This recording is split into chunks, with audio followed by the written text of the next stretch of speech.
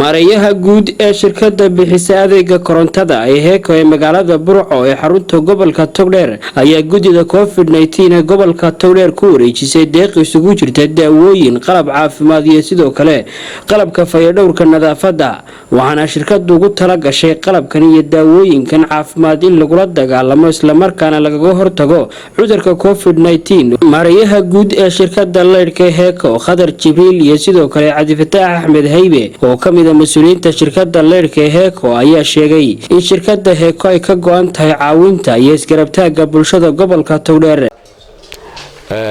maanta ay taariikhdu tahay 27 bishii July waxay shirkadda heeko halkan ku wareejinaysaa deeq caafimaad oo ay ugu tala gashay xaaladda COVID-19 runtii muddo ka soo shaqeynaysay waxay saaka ku wareejinaysaa gudoomiyaha gobolka oo ahna gudoomiyaha gudiga COVID-19 iyo isduuha si looga faa'iideysto barnaamijka caafimaad looga faa'iideysto deeqdaas runtii waa deeq aad iyo aad u ballaaran waxay ku jira sheebaadhadii baa ku jira qalabka sheebaadhada dawooyinkii qalabkii saabunaha lagu farxalanayay alxamdulillaah ilaahay baa mahadlay iyadoo xanuunka diray maanta runtii uu yahay gabaabsi haddana mar walba waa loo baahan yahay caafimaadka in maartay gacan la siiyo marka runtii waxaan leenahay gudoomiye naga gudoon deeqda caafimaad naga gudoon tanahay mas'uuliyiinta shirkadda heeko farxad weyn bay noo tahay inaan ka qayb qaadano horumarinta qaybta caafimaadka anagoo markii hore qayb libaaxa ka qaadan jirnay runtii qaybta nolosha iyaduna muhiimka waa adeega utility-ga qalabkan caafimaad ma aha qalab la dhamaanaya programkana ah COVID-19 laakiin waa qalab waaraya shaybaadhadiisii wata dawooyinkiisii wata qalabkii kale caafimaadka hortaga caafimaadka wata sida hand washiskii cleanerskii waxyaalo fara badan wata oo bulshada u ah muhiimad weyn farxad weyn bay noo tahay sharaf bay noo tahay waxaanan ku wareejinaynaa gudoomiyaha gobolka ahna gudoomiyaha gudida COVID-19 gudoomiye nagala wareega laabtaas caafimaad deemaha tii ugu horeysay shaalaqa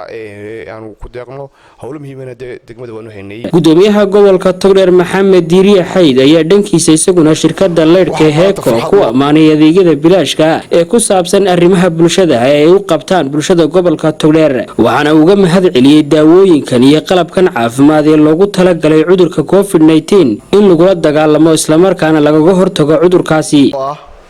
haddaanu nahay gudidii COVID-19 haddaanu nahay gudidii nabadgelyada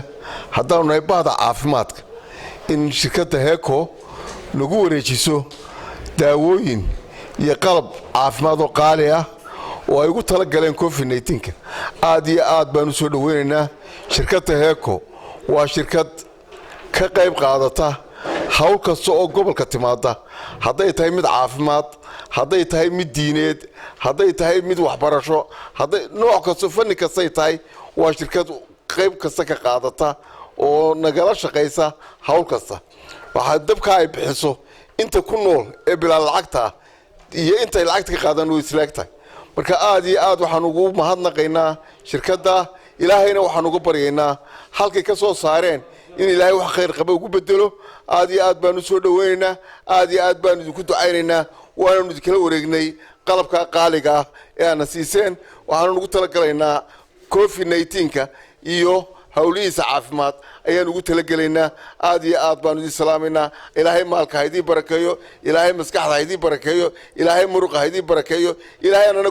gobol ahaan joogay ka faa'iideysta hawlaha ku jirta Allah naga dhigo. Khaliil Barra Awraan TV-ga qaranka Somaliland magaalada Burco.